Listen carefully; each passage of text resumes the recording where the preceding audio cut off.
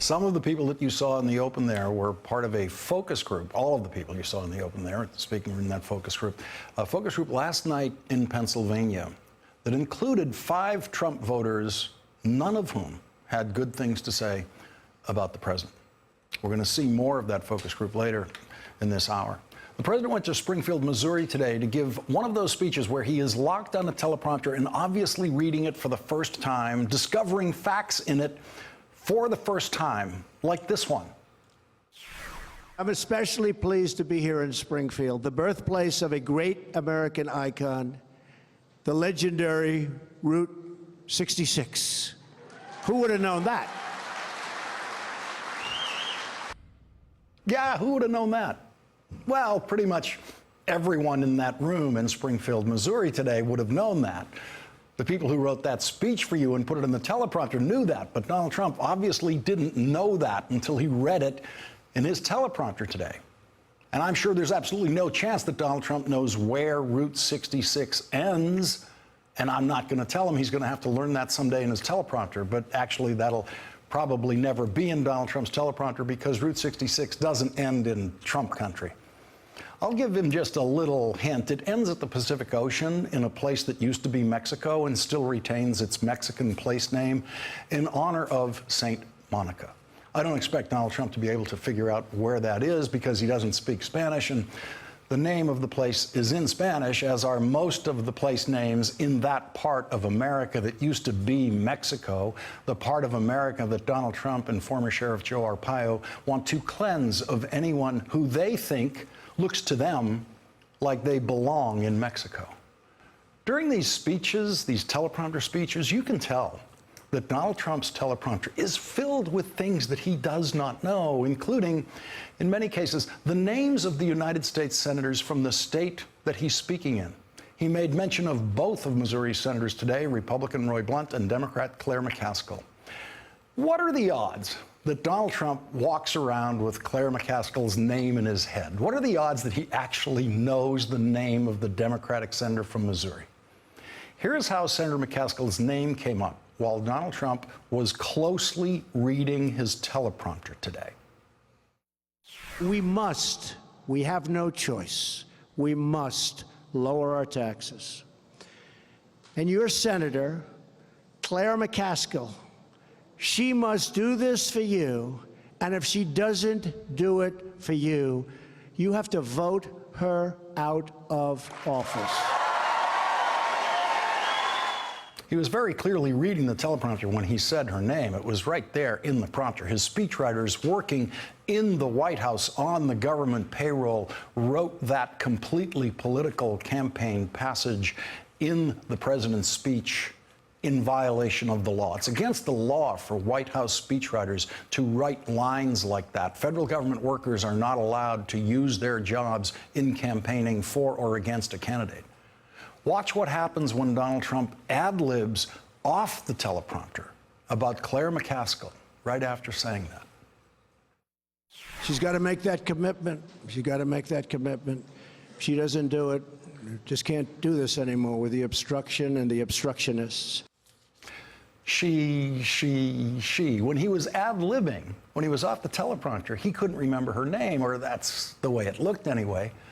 Claire McCaskill is the reason Donald Trump went to Missouri today. The president of the United States fueled up Air Force One, loaded up the Secret Service on the plane, got another contingent of Secret Service active on the ground in Missouri to meet the plane at a time when the Secret Service has already run out of its travel budget for the entire year because of the excessive travel and golfing that Donald Trump and his family do.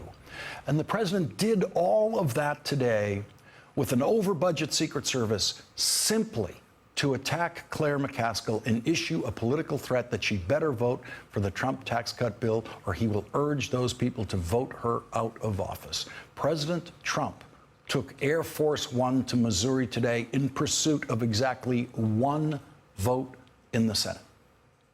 One vote. That was a one-vote plane ride. Of course, Donald Trump is going to urge Missouri voters to vote Claire McCaskill out of office next year, whether she votes for Donald Trump's tax cuts or not. She's a Democrat. He's going to be campaigning against her. So his threat is not as scary as he thinks, but it was a political campaign threat issued to a named United States senator during an official White House trip paid for entirely by the taxpayer on what was supposed to be an official visit by the President of the United States to a company in Springfield, Missouri, to talk to the country about tax policy, and specifically to build support for the Trump tax cuts, a bill that has yet to be written and was described by the President today only in the vaguest terms. The President spoke today at the Lauren Cook Company, a factory that makes industrial fans. When the President talked about possibly eliminating some deductions in the tax code, he said that that might be harmful to rich tax filers like the owner of the factory, Mr. Cook, and Donald Trump. That is why tax reform must dramatically simplify the tax code, eliminate special interest loopholes. And I'm speaking against myself when I do this, I have to tell you. And I might be speaking against Mr. Cook, and we're both okay with it. Is that right? It's crazy. We're speaking, maybe we shouldn't be doing this, you know? But we're doing the right thing.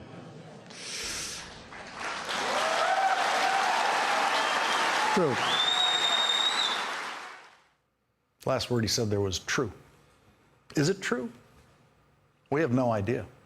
Everything Donald Trump says about taxes, we have no idea whether it affects him or not. His taxes are a secret. We have no idea what deductions he takes on his corporate tax returns or on his partnership tax returns or on any of his business tax returns or on his personal income tax returns, state and federal. We have no idea. So when the tax debate gets to specifics and we discover that Donald Trump is in favor or opposed to the elimination of certain tax deductions, we will have no idea whether Donald Trump actually uses that tax deduction.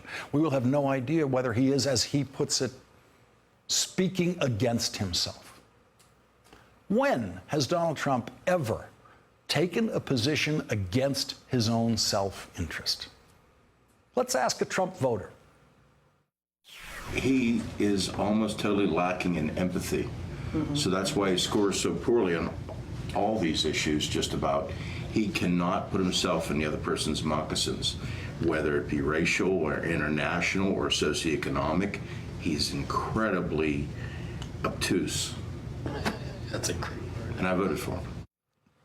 That was a Trump voter in that focus group of Pennsylvania voters that we told you about. We're going to be hearing more from them later in the program. At this hour last night, there were 8 confirmed deaths from Hurricane Harvey in Texas. Tonight, there are 21. And as I said last night, that number will probably go up. President Trump was clearly stunned by the criticism he received here and elsewhere for the way he made his visit to Texas yesterday all about him and not about the victims of the hurricane and the destruction of their lives and those 21 deaths. The White House staff typed words into the president's teleprompter today that he could not find in his heart yesterday. To those Americans who have lost loved ones, all of America is grieving with you, and our hearts are joined with yours forever. The citizens of Texas and the Gulf Coast need all the prayers, support, and resources our communities have to offer. Recovery will be tough, but I have seen the resilience of the American spirit firsthand all over this country. And here was the mandatory thoughts and prayers section. Our thoughts and prayers remain firmly with the citizens and our fellow people, great people, all affected by this tragedy. We're also glad to be back in the heartland with the very, very fine folks of Missouri. And that was it. Not another word about Texas, not another word about death and destruction and tragedy, mounting, increasing tragedy.